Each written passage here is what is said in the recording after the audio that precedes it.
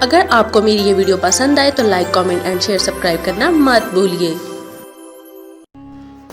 السلام علیکم آڈینس، شیر خوارزم کے اگلے ایپیسوڈ کی طرف بڑھتے ہیں۔ سپاہی اسے گرفتار کر کے سلطان علال الدین محمد کے پاس لے گیا، جس نے اسے گرفتار شدگان کے ساتھ خوارزم کے قید خانے بھیج دیا۔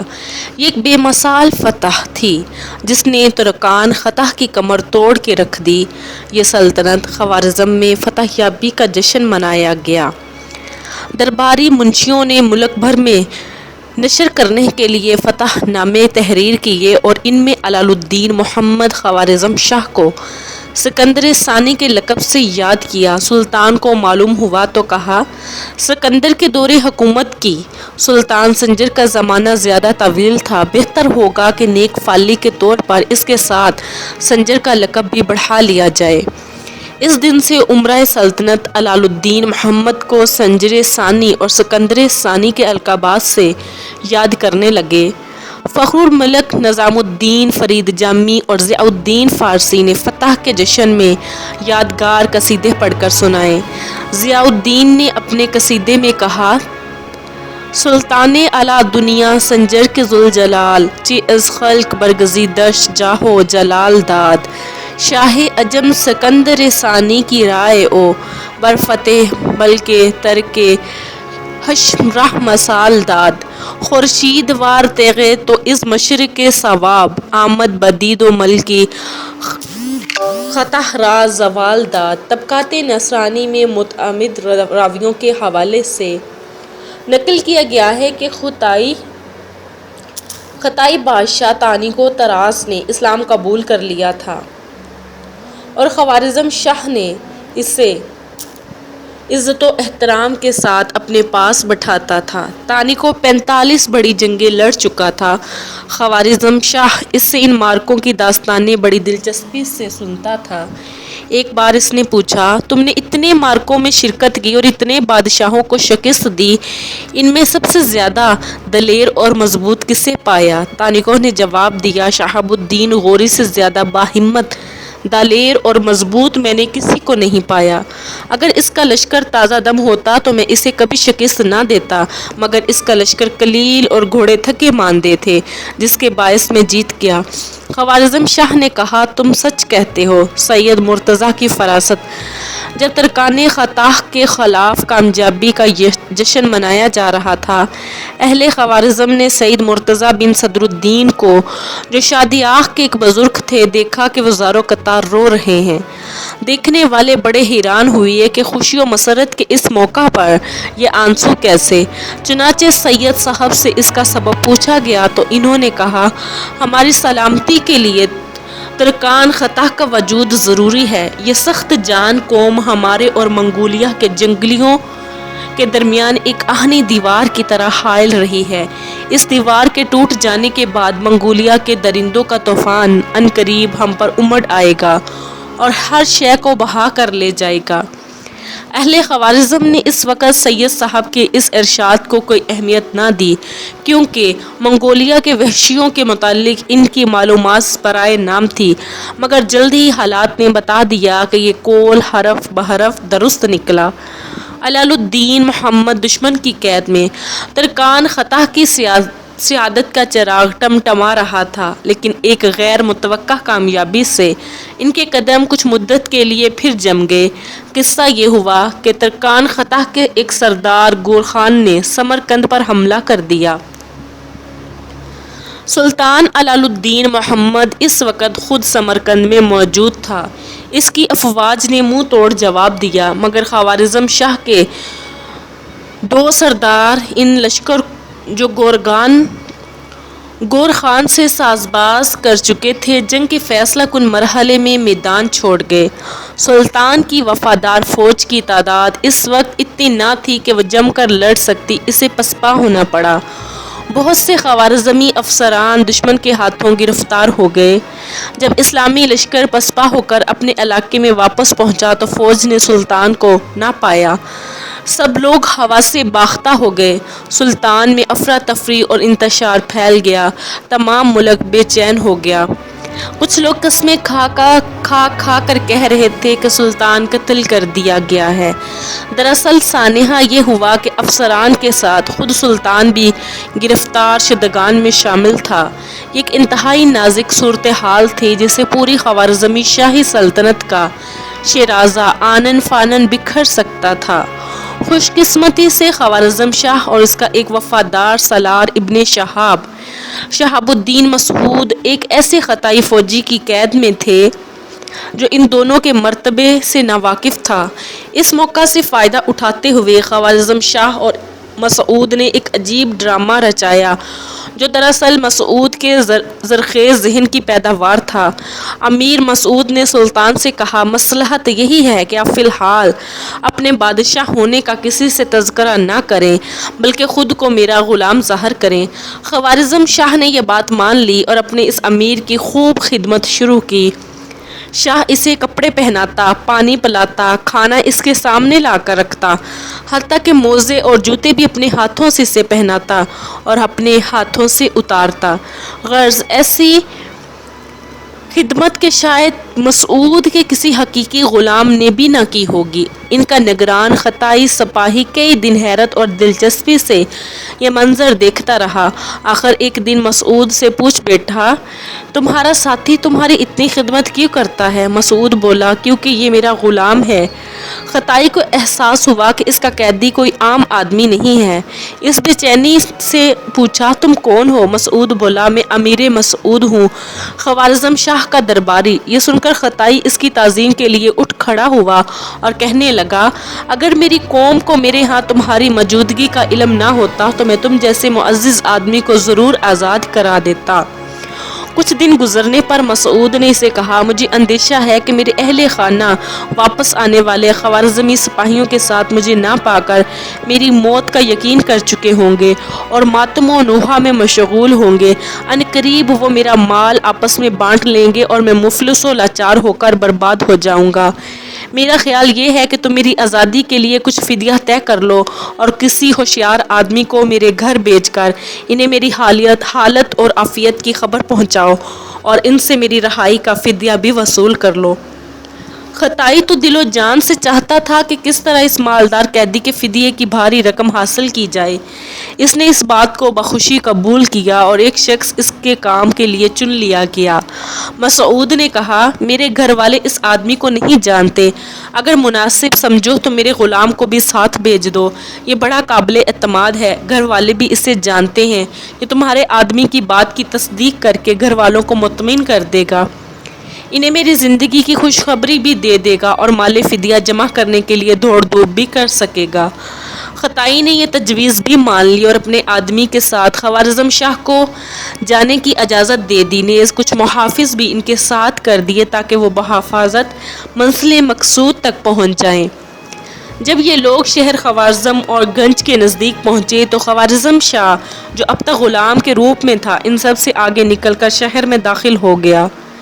خوارزم شاہ کی طویل گمشدگی کے باعث اسے مردہ سمجھ لیا گیا تھا۔ عوام و حکام سخت بے چین تھے۔ سلطان کے بھائی تاج الدین علی شاہ نے اپنی تخت نشینی کا اعلان کر دیا تھا۔ سلطان کے اچانک اس طرح واپس پہنچنے سے سب لوگ حیرت زدہ رہ گئے۔ تاج الدین علی شاہ فرار ہو گیا اور مملکت میں سلطان کی بخیریت واپسی پر جشن منایا گیا۔ ادھر خطائی نگران زر فدیہ کے انتظار میں تھا۔ ایک دن وہ امیر مسعود سے جو ابھی تک اس جگہ قید تھا کہنے لگا، میں نے سنا تھا کہ خوارزم شاہ قتل ہو گیا، کیا یہ درست ہے؟ امیر مسعود نے جواباً کہا، نہیں، خوارزم شاہ وہی شخص تھا جو میرے ساتھ تمہاری قید میں تھا۔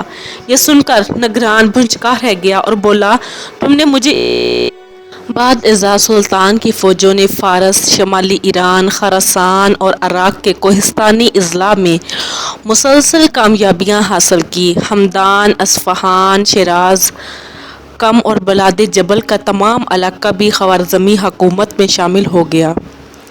ترکان خطا کی آخری شکست چینی ترکستان مشرق میں خوارزم کی آخری حدود کے ساتھ لگتا تھا۔ کاشغرکشی کا دارالحکومت تھا۔ یہاں اگرچہ مسلمانوں کی بھی کثیر تعداد آباد تھی مگر اقتدار چینی ترک قبائل کے پاس تھا۔ ان دنوں میں سے ایک سردار کشلوق خان کشلی خان نے غیر معمولی طاقت حاصل کی تھی۔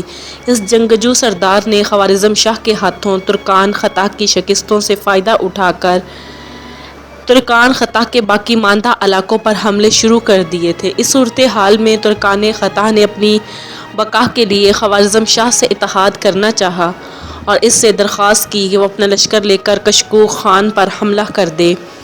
ادھر کشلوق خان خوارزم شاہ کو ترکان خطا کے خلاف مشترکہ جنگ چھیڑنے کی پیشکش کر چکا، کیونکہ ترکان خطا کی خرمستیوں سے دونوں تنگ تھے۔ چنانچہ دونوں اس قصے کو ہمیشہ کے لیے نمٹانے کے لیے تیار ہو گئے۔ طے شدہ منصوبے کے مطابق کشلوق خان اپنا ٹڈی دل لشکر لے کر ترکان خطا کے مقبوضات کی طرف بڑھا۔ ترکان خطا بھی اپنی تمام تر قوت یکجا کر کے اپنے سردار گور خان کی قیادت میں میدان جنگ میں صف آرا ہوئے۔ خوارزم شاہی افواج کشلوق کی پشت پناہی کر رہی تھی، مگر انہوں نے ابتدا جنگ میں حصہ نہیں لیا۔ دراصل خوارزم شاہ کا دو طرفہ کھیل کھیل رہا تھا۔ اس کا منصوبہ یہ تھا کہ جنگ چھڑنے کے بعد اگر کشلوق خان کا پلہ بھاری ہوا تو وہ اسی کے ساتھ رہے گا، اور اگر ترکان خطا جیتنے لگے تو ان کے ساتھ جا ملے گا۔ خوارزم شاہ کا یہ دھوکہ اتنا کامیاب تھا کہ ترکان خطا اور کشلوق میں سے ہر ایک یہ گمان کر رہا تھا کہ خوارزمی افواج ان کے ساتھ ہے۔ تاہم جنگ چھڑی تو ترکان خطا کشلوق خان کے لشکر کے سامنے نہ جم سکے اور پسپا ہونے لگے۔ یہ دیکھ کر خوارزمی افواج نے ان پر حلہ بول دیا۔ نتیجہ یہ نکلا کہ اکثر خطائی سپاہی موت کے گھاٹ اتر گئے، ان کی رہی سہی طاقت بھی فنا ہو گئی اور انہیں دوبارہ کھڑا کبھی سر اٹھانے کی ہمت نہ ہوئی۔ یوں عالم اسلام کو ایک دیرینہ دشمن سے نجات حاصل ہوئی جس کا سہرا سلطان علال الدین محمد کے سر رہا۔ ترکان خطا کے بچے کھچے افراد پہاڑوں میں روپوش ہو گئے۔ ان کے ایک گروہ نے علال الدین محمد خوارزم شاہ کی اطاعت قبول کر کے اس کے لشکر میں شمولیت اختیار کر لی۔ کشلوق خان سے جنگ چپاول فتح کے بعد خوارزم شاہ نے کشلوق خان سے مطالبہ کیا کہ اس نے جنگ کے نتیجے میں خطائیوں کا جو علاقہ حاصل کیا ہے وہ اس میں خوارزم کو حصہ دار بنائے، کیونکہ اگر خوارزمی افواج اس کی پشت پناہی نہ کرتی تو وہ کامیاب نہیں ہو سکتا تھا۔ مگر کشلوق خان خوارزم کے اس احسان کے اعتراف کے باوجود تقسیم علاقہ جات پر آمادہ نہ ہوا۔ خوارزم شاہ نے دوبارہ کہلوایا، جس طرح ہم خطائیوں کو نمٹانے میں برابر شریک رہے، مفتوحہ علاقے کی تقسیم میں بھی اشتراک ہونا چاہیے۔ مگر غالب اب کشلوق خان کی نیت بدل گئی تھی، یا ممکن ہے کہ اسے خوارزم شاہ کے فریب کا علم ہو گیا ہو۔ اس نے جواب دیا، میرے پاس تمہارے لیے صرف تلوار ہے۔ تم نہ تو خطائیوں سے زیادہ شان و شوکت کے مالک ہو، نہ ان سے زیادہ زبردست سلطنت رکھتے ہو۔ اگر تم اسی حالت میں صلح نہیں کرتے تو میں اپنا لشکر لے کر تمہاری سرحد پر آ رہا ہوں اور تمہارا حشر خطائیوں سے زیادہ برا ہوگا۔ خوارزم شاہ کی افواج اس وقت کشلوق خان سے جنگ کے لیے تیار نہ تھی، اس لیے اس نے کھل کر مقابلے سے گریز کیا اور اپنی فوج سرحد لے آیا۔ مگر جس طرح کشلوق خان کی فوج جاتی، خوارزم شاہ وہاں سے کوچ کر کے میلوں دور نکل جاتا اور کشلوق کے ملک میں گھس کر اس کی خوراک و رسد کے ذخائر اور بستیوں پر شب خون مارتا۔ اگر کشلوق کے لشکر سے کوئی دستہ ادھر ادھر روانہ ہوتا تو وہ بھی خوارزمی افواج کی زد میں آ جاتا۔ یہ ایک قسم کی گوریلا جنگ تھی جس سے کشلوق خان کے چھکے چھوٹ گئے۔ اس نے خوارزم شاہ کو میدان میں لانے کے لیے تانوں کی بوچھار کر دی۔ وہ کہلواتا رہا، یہ بادشاہوں کا طریقہ جنگ نہیں، یہ چوروں کا انداز ہے۔ اگر تم اپنے دعوے کے مطابق واقعی بادشاہ ہو تو لازم ہے کہ ہم میدان میں آ کر لڑیں۔ اگر تم جیتے تو میرا علاقہ لے لینا، اگر ہار گئے تو میں تمہارے علاقے پر قابض ہو جاؤں گا۔ مگر خوارزم شاہ ایسا نادان تھا کہ جوش میں آ کے اپنی کامیاب حکمت عملی تبدیل کر دیتا۔ اس نے کشلوق کو معنی خیز جوابات دے کر سوارتھی محاذ پر اپنا دفاع کیا اور کھلے میدان میں آنے کی غلطی نہ کی۔ خوارزم شاہ کو یہ بھی خطرہ تھا کہ کہیں کشلوق اسلامی شہروں پر تاخت و تاراج نہ شروع کر دیں، لہٰذا اس نے سرحدی شہروں فرغانہ، شاش، اسفی، حجاب اور کاشان کے باشندوں کو دیگر محفوظ شہروں کی طرف منتقل کر دیا۔ غزنی پر قبضہ۔ 212 ہجری میں غوریوں کا آخری شہر غزنی بھی خوارزم شاہ کے قبضے میں آ گیا۔ وہاں کے حاکم قتلغ تغین نے اپنے آقا تاج الدین جلدز سے غداری کر کے شہر خوارزم شاہ کے حوالے کر دیا تھا۔ وہ لاہور فرار ہو گیا تھا۔ شہر پر قبضے کے بعد شاہ اپنے بیٹے جلال الدین کو وہاں کا حاکم بنانا چاہتا تھا۔ اس موقع پر اس نے قتلغ تغین سے پوچھا کہ تمہارے آقا کا تمہارے ساتھ معاملہ کیسا تھا؟ اس نے بتایا کہ اس نے پورا شہر، خزانہ اور انتظام میرے ہاتھ میں دیا ہوا تھا۔ یہ سن کر شاہ نے کہا، جس شخص نے تمہیں ہر چیز کا مالک و مختار بنایا اور وہ تمہارا ہم قوم بھی تھا، تم نے اس سے غداری کی تو میں تم پر کیسے اعتماد کر سکتا ہوں کہ اگر میں اپنے بیٹوں کو یہاں کا حکمران بنا جاؤں تو تم اس کے وفادار رہو گے۔ اس کے بعد شاہ نے غزنی کا خزانہ 30 جانوروں اور 400 قلیوں پر لدوا کر دارالحکومت روانہ کر دیا، قتلغ تغین کو قتل کر دیا اور شہزادہ جلال الدین کو چند امراء اور کچھ سپاہ کے ساتھ غزنی چھوڑ دیا۔ ملکہ ترکان خاتون نظام مملکت میں ایک اہم رخنہ، حکومت و سلطنت کی اس کامل قوت، روز افزوں شان و شوکت اور جہاں غیر رعب و ہیبت کے باوجود سلطان علال الدین محمد کے نظام مملکت میں ایک خطرناک رخنہ موجود تھا جسے دور کرنا سلطان کے بس کی بات نہ تھی۔ اس رخنہ اندازی اور رکاوٹ کا سبب سلطان کی حقیقی والدہ ترکان خاتون تھی۔ خاتون کو امور مملکت میں جس قدر اثر و رسوخ اپنے شوہر سلطان تکش کی حیات میں حاصل تھا، اپنے بیٹے علال الدین محمد کے ایام حکومت میں اس میں مزید اضافہ ہوتا گیا۔ وہ سلطنت کے سیاہ و سفید پر حاوی ہوتی جا رہی تھی۔ دارالحکومت اور گنج میں سلطان کے دربار سے علیحدہ اس کا اپنا مستقل دربار آراستہ ہوتا تھا کہ چاکی ترک امراء اس کے آگے دو رویہ صفوں میں استادہ رہتے۔ اس کے ہاں سیاسی و درباری مصروفیات اور تحریری اور دفتری کام اتنا زیادہ تھا کہ ان کو تحریر کرنے کے لیے 7 عالم فاضل منشی ہر وقت مستعد رہتے۔ خود بھی نہایت ماہر خطاط تھی۔ اس کے اپنے تحریر کردہ احکام اتنے خوش خط ہوتے تھے کہ ان کی نقل کرنا یا ان میں جعل سازی کی کوشش کرنا بے حد مشکل تھا۔ اس کے احکام خوارزم شاہ کے لیے پریشانی کا باعث بھی بن جاتے تھے، کیونکہ بعض اوقات ایسا ہوتا کہ سلطنت کے کسی عامل کے پاس خوارزم شاہ کا کوئی حکم پہنچتا، مگر اس سے قبل کہ وہ اس کی تعمیل کرتا، دوسرا قاصد ترکان خاتون کا اس کے برعکس فرمان لے کر آ پہنچتا۔ الجھن سے بچنے کے لیے ضابطہ یہ بنا دیا تھا کہ اگر خوارزم شاہ اور ترکان خاتون کی جانب سے وارد تحریری احکام میں اختلاف ہو تو عمال سلطنت اس فرمان پر عمل کرے جو بعد میں جاری کیا گیا ہو۔ سلطان اور اس کی والدہ کے فرامین میں روزمرہ کے اس تصادم سے نہ صرف عمال حکومت پریشان تھے، بلکہ والدہ اور بیٹے کے درمیان ایک مستقل رنجش اور کشیدگی کی کیفیت پیدا ہو چکی تھی۔ عرب مورخین نے ترکان خاتون کی ذاتی خوبیاں کثرت سے بیان کی ہیں، مگر یہ حقیقت ناقابل انکار ہے کہ ایک ہی مملکت میں اس طرح کی 2 حکمرانیوں کا قیام کسی خوشگوار انجام کا باعث نہیں ہوتا۔ سلطنت خوارزم کا تمدنی، ثقافتی اور اقتصادی نقشہ۔ سلطان علال الدین خوارزم شاہ کے زمانے میں سلطنت خوارزم اقتصادی اور معاشی خوشحالی کے اعتبار سے ثریا کی بلندیوں کو چھو رہی تھی۔ مشہور جغرافیہ نفیس یعقوت حموی نے دولت و ثروت سے بھرپور اس ملک کا پایہ تخت کا دورہ کرنے کے بعد یہ لکھا، میں نے خوارزم سے زیادہ عظیم، خوشنما اور دولت مند شہر کہیں نہیں دیکھا۔ نئے مفتوحہ ممالک کے بیش بہا خزانے، ان کے ہرے بھرے باغات اور کھیتوں کی پیداوار، روزمرہ کی مارکہ آرائیوں اور فتوحات کے نتیجے میں حاصل ہونے والے اموال، یہ سب غنائم کھنج کھنج کر خوارزم میں جمع ہو رہے تھے۔ اقطار عالم سے ہنر مند اور صنعت پیشہ افراد کشاں خوارزم چلے آ رہے تھے۔ یہاں آ کر ان کی کاریگری کے جوہر صحیح معنوں میں کھلتے تھے۔ زندگی کے ہر شعبے سے متعلقہ اشیاء میں ان کی باریک بینی اور جدت طرازی نے خوارزمی معاشرت کو اوج فلک پر پہنچا دیا تھا۔ عسکری و وسائل یہاں اسلحہ سازی کے لیے نئے نئے کرشمے ظاہر ہو رہے تھے۔